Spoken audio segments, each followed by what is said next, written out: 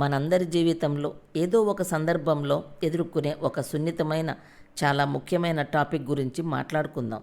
జీవితంలో సంతోషం కరువైనప్పుడు కలిగే ఫీలింగ్ మీలో ఎప్పుడైనా అనిపించిందా? అలాగే రోజులు గడుస్తున్నా ఏదో వెలితిగా, నిస్సారంగా, నిరుత్సాహంగా ఎప్పుడైనా అనిపించిందా?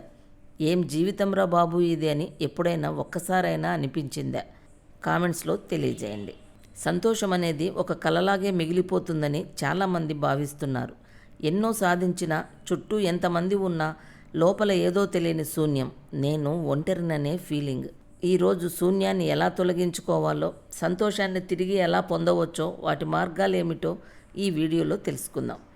ఈ వీడియోలోకి వెళ్ళే ముందు మన ఛానల్ని లైక్ చేయండి, మీ అభిప్రాయాలను కామెంట్ చేయండి, అలాగే షేర్ చేయండి, సబ్స్క్రైబ్ చేసుకోండి, పక్కనే ఉన్న బెల్ ఐకాన్ మీద క్లిక్ చేయండి, నా వీడియోస్ మిస్ అవ్వరు. లేట్ చేయకుండా వీడియోలోకి వెళ్దాం. చిన్ననాటి స్నేహితుల గెట్ టుగెదర్ పార్టీ జరుగుతోంది. అందరూ మిడిల్ ఏజ్ వారే. ఎన్నో సంవత్సరాల తర్వాత కలుసుకున్న క్షణాలు, అడుగున పడిన మధుర జ్ఞాపకాలు మనసు లోతుల్లో నుండి ప్రాణం పోసుకుంటుంటే ఏదో తెలియని ఆనందంతో మనసు తేలిపోతుంది అందరికీ. చిన్నప్పుడు పాఠాలు చెప్పిన మాస్టర్లు వచ్చారు. పరిచయ కార్యక్రమం స్టార్ట్ అయ్యింది. ఒక్కొక్కరే లేచి చదువులు, ఉద్యోగాలు, కుటుంబ విషయాలు చెప్తున్నారు. రాజేష్ లేచి, నేను సిటీలోనే పెద్ద డాక్టర్ని, సొంతంగా హాస్పిటల్ కట్టించాను అని గర్వంగా చెప్పాడు. అలాగే అనిల్ లేచి, నేను ఇంజనీరింగ్ చేశాను, ఇంజనీరింగ్ కాలేజెస్ పెట్టాను, వేలల్లో స్టూడెంట్స్ ఉన్నారు, బాగా డబ్బులు సంపాదించాను అని చెప్పాడు. అలాగే సునీత, నేను అమెరికాలో చదువుకొని అక్కడే సెటిల్ అయ్యాను అని చాలా గర్వంగా చెప్పింది. నెక్స్ట్ వెంకట్ లేచి, రియల్ ఎస్టేట్ బిజినెస్ చేస్తున్నాను, చాలా వెంచర్లు కట్టించాను, డబ్బులు బాగా సంపాదించాను అని చెప్పాడు. ఇలా అందరూ తామంతా ఆర్థికంగా, కుటుంబపరంగా, కెరీర్లో బాగానే స్థిరపడ్డామని చాలా గర్వంగా చెప్పారు. వీళ్ళ చిన్నప్పటి సారు మాట్లాడడానికి లేచారు. అందరూ ఉన్నత స్థానాలకు ఎదిగినందుకు చాలా సంతోషం. ఇప్పుడు మిమ్మల్ని కొన్ని క్వశ్చన్స్ అడుగుతాను, స్కూల్ అటెండెన్స్లా. వరుసగా ఒక్కొక్కరే జవాబు ఇవ్వాలి అన్నారు. నేను అడిగేవి మీ దగ్గర ఉంటే ప్రజెంట్ అని, లేకపోతే ఆబ్సెంట్ అని చెప్పాలి. అది కూడా నిజమే చెప్పాలి అన్నారు. అలాగే సార్ అని అందరూ ఒక్కటేసారి గట్టిగా చిన్నప్పటి స్కూల్ స్టూడెంట్ లాగా అల్లరిగా అరిచారు. మాస్టారు అటెండెన్స్ మొదలుపెట్టారు. అంటే క్వశ్చన్స్ అడగడం మొదలుపెట్టారు. ఫస్ట్ క్వశ్చన్, అత్యాశ ప్రజెంట్ సార్, నిరాశ present sir, tension present sir, అసూయ ఆత్రం ప్రజెంట్ సార్, అసంతృప్తి అహంకారం ప్రజెంట్ సార్, ఒత్తిడి విసుగు ప్రజెంట్ సార్, చిరాకు కోపం ప్రజెంట్ సార్, ఈగో ద్వేషం ప్రజెంట్ సార్, అప్పులు రేపటిపై భయాలు ప్రజెంట్ సార్, కష్టాలు కన్నీళ్ళు ప్రజెంట్ సార్. అన్నిటికీ ప్రజెంట్ సార్ అనే సమాధానమే వచ్చింది. అంటే ఇవన్నీ మీలో ఉన్నాయన్నమాట అన్నారు మాస్టారు. ఫైనల్గా ఒక క్వశ్చన్ అడుగుతాను, కరెక్ట్గా ఆన్సర్ చెప్పండి, అది నిజాయితీగా చెప్పండి అన్నారు. మనశ్శాంతి అడిగారు మాస్టారు. ఎవ్వరూ సమాధానం చెప్పలేదు. మీకు మనశ్శాంతి ఉందా లేదా అని గర్జిస్తూ అడిగారు. ఆబ్సెంట్ సార్ అని సమాధానం చెప్పారు. సంతోషం లేదు సార్, ఆరోగ్యం అంతంతే, హుషారు రావడం లేదు, ఉత్సాహంగా ఉండడం లేదు, ఓర్పు పోయింది, నిజాయితీ వదిలేశాం, కృతజ్ఞత అనేది గుర్తే లేదు, ప్రశాంతత కరువైంది, విశ్రాంతి మర్చిపోయాం సార్ అని అందరూ ఒక్కసారి బాధగా చెప్పారు. ఏమైందర్రా మీకంతా అని సార్ అంటూ, లైఫ్ స్కూల్ అటెండెన్స్లో, అంటే మీ జీవితం అనే స్కూల్లో అన్ని నెగిటివ్ మార్కులే. ఇన్నేళ్ల జీవితంలో సంపాదించిందంతా ఇంతేనా? ఆస్తులంటే ఇల్లు, పొలాలు, ప్లాట్లు, గోల్డ్, ఫండ్లు, షేర్లు, టూర్లు, పిల్లలు, కెరీర్లు, వీసాలు, ఇవేనా? చాలా కష్టపడి పైకొచ్చామని మీరు అనుకుంటున్నారు. మరి అంత కష్టపడ్డా 10 పాజిటివ్ మార్కుల్ని పోగేసుకోలేకపోయారు. జీవితాన్ని ఆనందంతో నింపుకోవడానికి అడుగడుగున అష్టకష్టాలు పడక్కర్లేదు.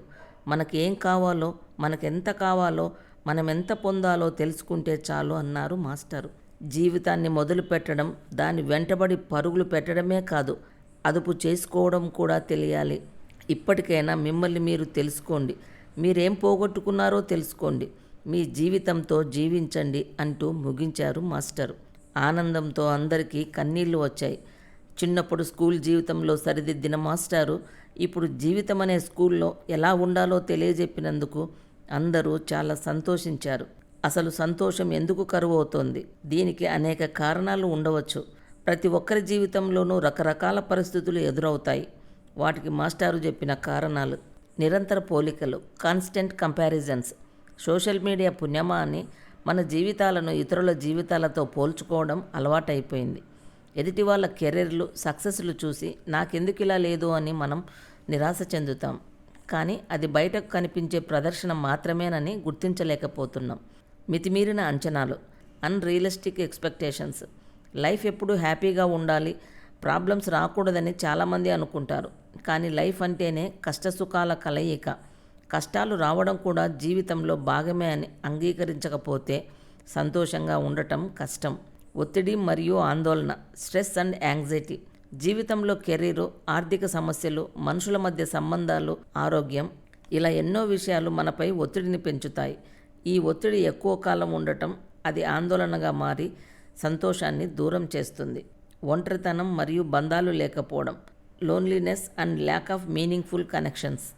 ఎంతమంది మధ్య ఉన్నా చాలామంది ఒంటరితనాన్ని అనుభవిస్తున్నారు. మంచి సంబంధాలు లేకపోవడం, తమ అభిప్రాయాన్ని పంచుకోవడానికి ఎవరూ లేకపోవడం, అలాంటివి సంతోషాన్ని దూరం చేస్తాయి. బాధ్యత లేకుండా ఉండడం, lack of purpose. A goal లేకపోవడం, జీవితానికి ఏ అర్థం లేదని అనిపించడం కూడా సంతోషాన్ని దూరం చేస్తుంది. ఉదయం నిద్ర లేవడానికి ఒక బలమైన కారణం లేకపోతే నిరుత్సాహంగా అనిపిస్తుంది.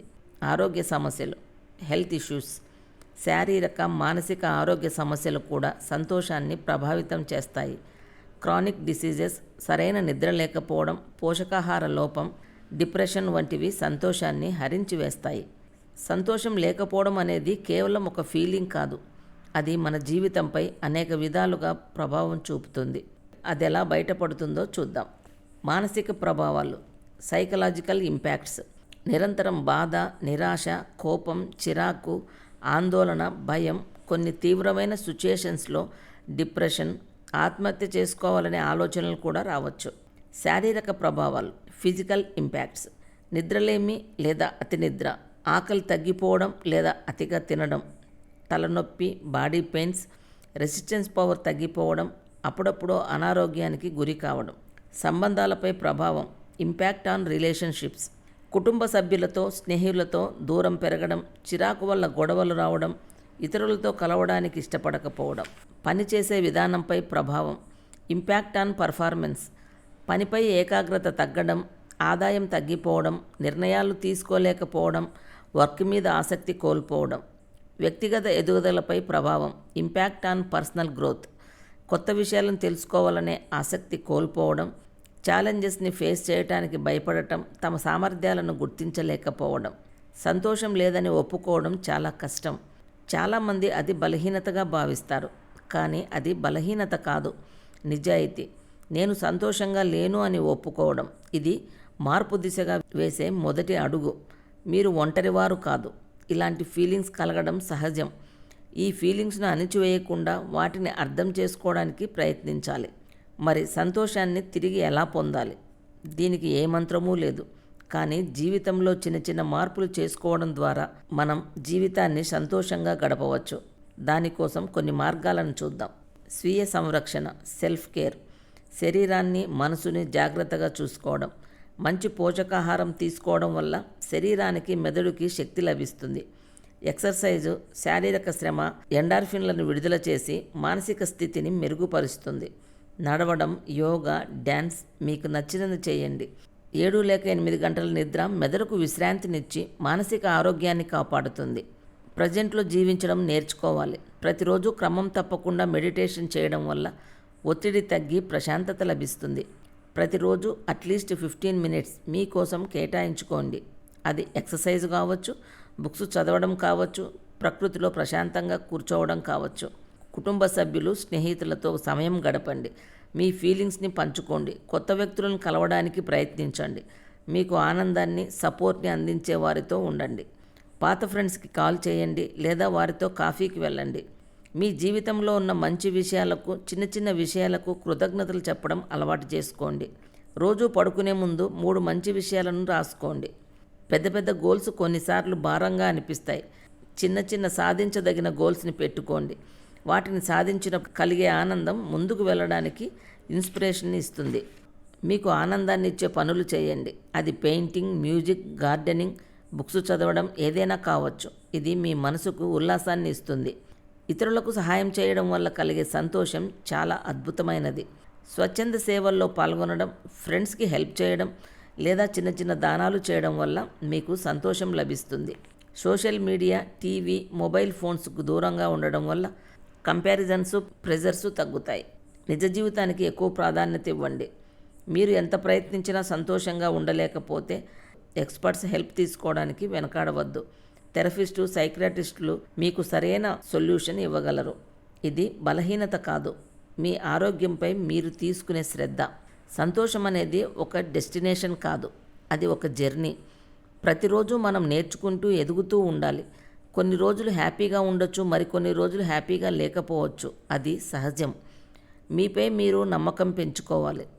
మీరు ఒంటరివారు కాదు, మీకు సపోర్ట్ ఇవ్వడానికి చాలామంది ఉన్నారు. ఈ రోజు నుండి మీకోసం మీరు టైంని కేటాయించుకోండి. మీ సంతోషం మీ చేతుల్లోనే ఉంది. సంతోషం మన లోపలే ఉంది. దాన్ని వెతకడానికి మనం బయటికి వెళ్ళాల్సిన అవసరం లేదు. Thank you friends. మీ అభిప్రాయాలను కామెంట్స్లో షేర్ చేయండి. అలాగే మరిన్ని కొత్త టాపిక్స్ కోసము మన ఛానల్ని సబ్స్క్రైబ్ చేసుకోండి.